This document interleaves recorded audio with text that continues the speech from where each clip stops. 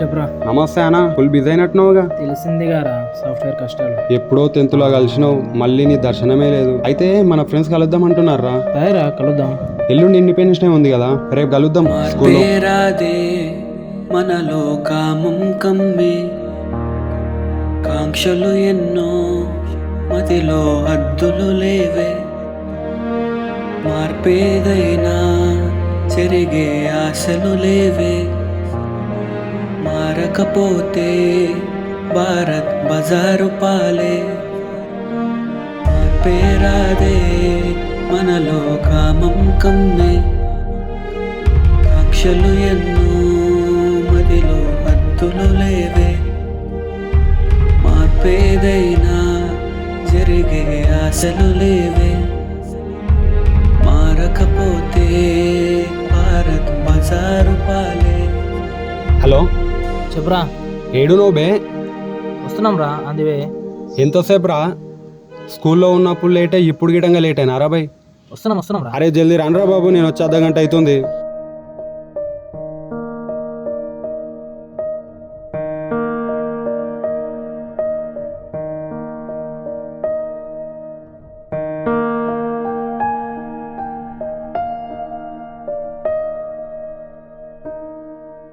ఏ hi రా. Hi. ఏం రా, సిరి రాలేదా? నా ఫోన్ లిఫ్ట్ చేస్తలేదు. అవునా, నేను పోయి తీసుకొస్తాలే అయితే. హాయ్, ఏంటే విశేషాలు? అరే జాగ్రత్త రా. సరే పైన కోదామా?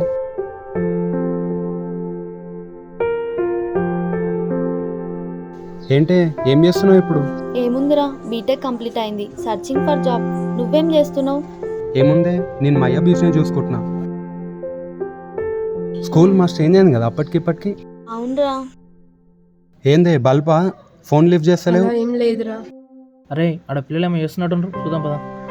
సరేదా పోంపా.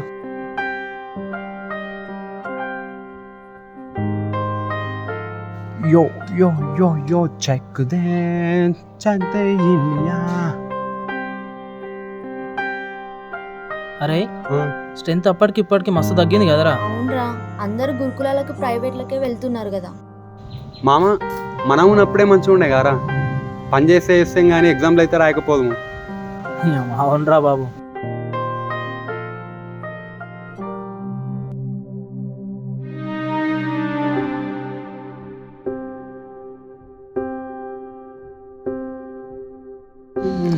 ఏమైంది ఇంకా అసలు?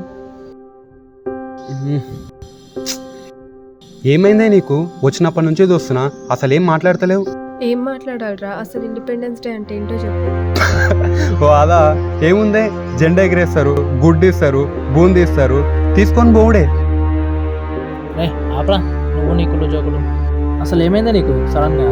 పోనీ నువ్వు చెప్పురా, అసలు ఇండిపెండెన్స్ డే అంటే ఏంటి? ఎవరి కింద బానిసగా కాకుండా స్వతంత్రంగా బ్రతకడమే independence.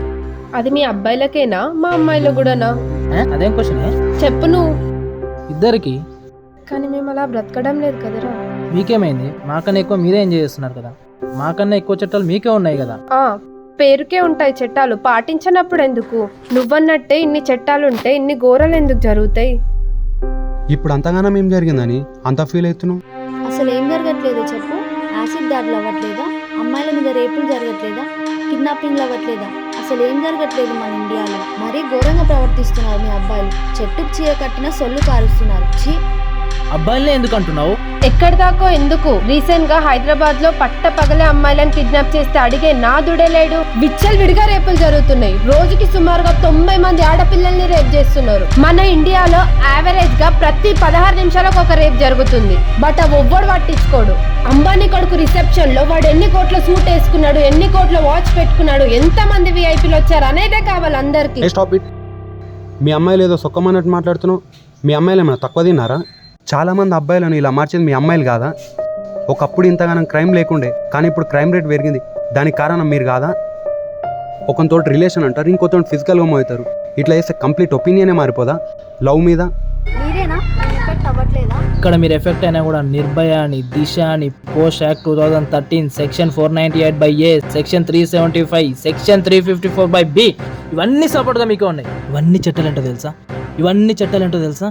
Victim is a woman, predator is a men అంటారు. బొంగులోది. ఇవే చట్టాలని victim is a person, predator is a person అని పెట్టాలి. అప్పుడు తెలుస్తుంది మీ అమ్మాయిల చేతుల్లో ఎంతమంది అబ్బాయిలు మోసపోతున్నారు. ఓకే, ఒప్పుకుంటా, ఇవన్నీ చట్టాలు మాకే ఫేవర్గా ఉన్నాయి. అయినా కూడా ఇవన్నీ ఎందుకు ఆగట్లేదు? చట్టాలు ఉండడం గొప్ప కాదు, ఇంప్లిమెంటేషన్ ఉండాలి. వేరే కంట్రీలో తప్పు చేయాలంటే భయపడతారు. ఎందుకో తెలుసా? ఎక్కడ తప్పు చేస్తారో అక్కడే పనిష్ చేస్తారు కాబట్టి. అదే భయం మన దేశంలో కూడా ఉంటే ఇవన్నీ ఆగిపోతాయిరా. ఇప్పుడు అంతగానం ఏం జరిగిందని అంత ఫీల్ అవుతున్నావు?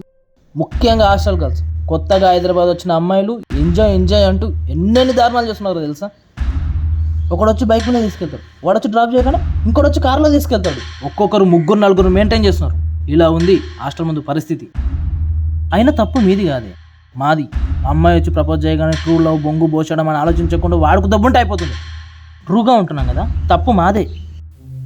చూడు సిరి, ఇవన్నిటికీ రీజన్ ఏంటో అందరికీ తెలుసు. మీరు వేసుకునే డ్రెస్సులు, తిరిగే తిరుగులు అట్లున్నాయి. మరి ఒకప్పుడు బట్టలు వేసుకుంటే ముఖం తప్ప ఇంకేం కనిపించేవి కావు, కానీ ఇప్పుడు ఫ్యాషన్ అని బాడీ పార్ట్స్ షేప్స్ కనిపించేలా వేసుకుంటున్నారు. అర్ధరాత్రి ఇంట్లో వాళ్ళకి తెలియకుండా బయటికి వెళ్తున్నారు, మందు తాగుతున్నారు, డ్రగ్స్ తీసుకుంటున్నారు. ఇట్లా వేసే కావా మరి ఇవన్నీ? ఓకే, మా అమ్మాయిల డ్రెస్సింగే ప్రాబ్లం అయితే 6 ఏళ్ళ అమ్మాయిలో ఏముందిరా? అట్లీస్ట్ బాడీ పార్ట్స్ కూడా ఫామ్ కావు. ప్రతి పేరెంట్ మాకు చెప్పినట్టు మీకు చెప్తే ఇన్ని దారుణాలు జరగవు కదరా. అంటే ఒక అబ్బాయిలు మాడితేనే మాడతాయి ఇవన్నీ? కంప్లీట్ సిస్టమే మారాలి. ప్రతి పోలీస్ స్టేషన్కి 2 లేదా 3 లేడీ కానిస్టేబుల్స్ మాత్రమే ఉంటున్నారు. సో గర్ల్స్ వచ్చి వాళ్ళ ప్రాబ్లమ్స్ ధైర్యంగా చెప్పుకోలేకపోతున్నారు. ఇది కూడా వన్ ఆఫ్ ద మెయిన్ రీజనే. సర్లే, ఇట్లా మాట్లాడుకుంటూ పోతే ఇది ఇప్పుడు అయ్యేలా లేదు. సర్వలేనైతే కలిసి చూద్దాం, చాలా రోజులు అవుతుంది. రీసెంట్గా జరిగిన కొన్ని సన్నివేశాల వల్ల నేను నా ఈ షార్ట్ ఫిలిం పుట్టి ప్రతి అమ్మాయిలు అమ్మని చూసినప్పుడే సమాజంలో జరిగే ఘోరాలు ఆగుతాయి. మద్యం మత్తులో డబ్బుందనే అహంతో ఒక కుటుంబం నవ్వుని దూరం చేయడానికి మీరేవారు. నిజంగా మీకు ఆసుకమే కావాలంటే ఎంతోమంది ఒళ్ళు అమ్ముకొని బ్రతికే వాళ్ళు ఉన్నారు, వాళ్ళ దగ్గరికి వెళ్ళండి. అమ్మాయి అంటే మీకు గంటసేపు సుఖం కావచ్చు, కానీ ఒక కుటుంబానికి తనే ధైర్యం, తనే ఆనందం. ఆ ధైర్యాన్ని చంపకండి.